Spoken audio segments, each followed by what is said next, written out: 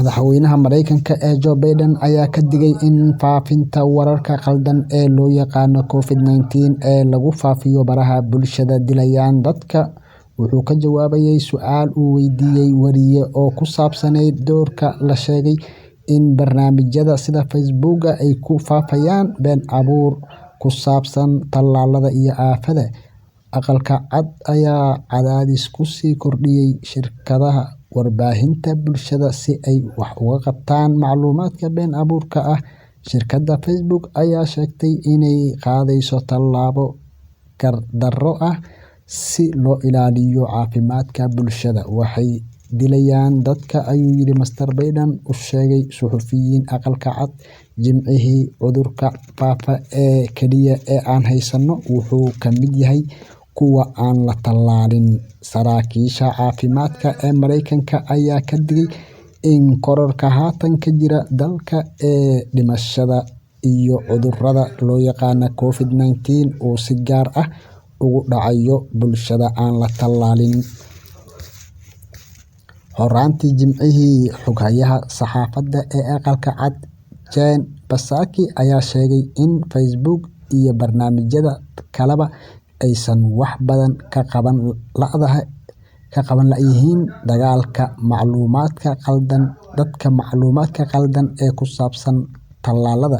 Dabcan waxaa jira tallaabooyin ay qaadeen, ayay tiri. Way caddahay inay jiraan wax intaa ka badan oo la qaadi karo. Afhayeen u hadlay Facebook Kevin McAllister ayaa sheegay in shirkadda aan lagu mashquulin doonin eedeymaha aan lagu taageerin xaqiiqda. Waxaan ka saarnay in ka badan 18 milyan oo xogo macluumaad khaldan oo loo yaqaan COVID misinformation, iyo waxaan ka saarnay akoono si isdaba joog ah u jabinaya sharciyada, ayay shirkaddu ku tiri warbixin kale.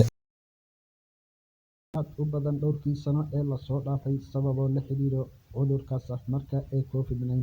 Waxaa intaa u dheer dagaalka diblomaasiyadeed ee u dhexeeya dalalka deriska la ah Kenya sida Soomaaliya oo qaadka mamnuucday. Taas ayaana keentay in beeraleyda Kenya uu walaac la soo darso. Qaadku wuxuu si gaar ah caan ugu yahay bulshada Soomaaliyeed. Beeraleyda ayaa isku dayay inay qaadka beddelkiisa abuurtaan gabbaldayaha saliidda laga sameeyo si ay nolol maalmeedkooda u helaan. BBC-da oo booqatay magaalada Miro oo ah halka uu ka baxo qaadka ugu badan ee laga dhoofiyo dalka Kenya. Qaadka waa isha ugu muhiimsan ee dakhliga dadka deegaankaasi, balse khilaaf diblomaasiyadeed, xayiraadaha uu sababay COVID-19 ayaa sababtay in beeraleyda aysan qaadkoodii u dhoofin karin dalka Soomaaliya, halkaas oo dalagga ugu badan loo dhoofin jiray. Sidoo kale waxaa horaan laga mamnuucay Ingiriiska iyo dalal badan oo Yurub ah dhowrkii sano ee la soo dhaafay. Lizzy Katweri waxay sanadkii la soo dhaafay weysay shaqadii macallinnimada cudurka corona awgiis, waxayna go'aansatay inay dib ugu laabato tuuladii ay ka soo jeeday si ay uga mid noqoto 3,000 oo beeraley ah oo u weecday beerashada gabbaldayaha.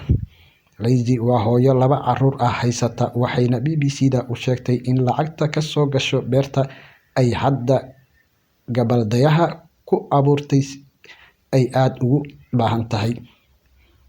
Gabbaldayuhu wuxuu faa'iido weyn ugu fadhiyaa bulshada beeratay xilli roobaadkii hore. Qaadka dadka bannaankiisa lama geyn karin, sidaas darteed haddii aad wada beeratid qaadka iyo gabbaldayaha, qaadkana lacag laga heli waayo, xilligaas waxa aad fursad u haysataa in aad lacag ka samaysid gabbaldayaha, ayay tiri Lizzy. Dadka u ololeeya arrimaha deegaanka ayaa dhiirrigeliyay beerashada isku dhafan ee noocan ah. Koox ka shaqeysa wax ka qabashada cimilada ayaa dadka deegaanka ku dhiirrigeliyay inay beeraan ubaxa si ay nolol maalmeedkooda u helaan.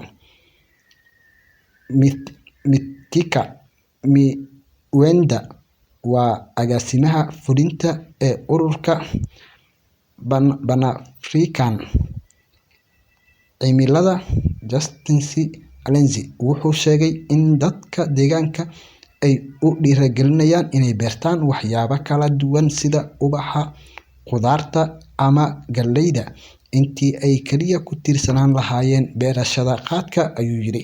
Marar badan waxay beertaan galley, balse xilliyada kala wareegga roobka aan kala go'a lahayn iyo guud ahaan isbeddel dhanka cimilada. Marka waxaan isku dayeynay inaan kala hadalno dalagyada beddelka ah ee aan keeni karno, markaa waxaan ogaanay in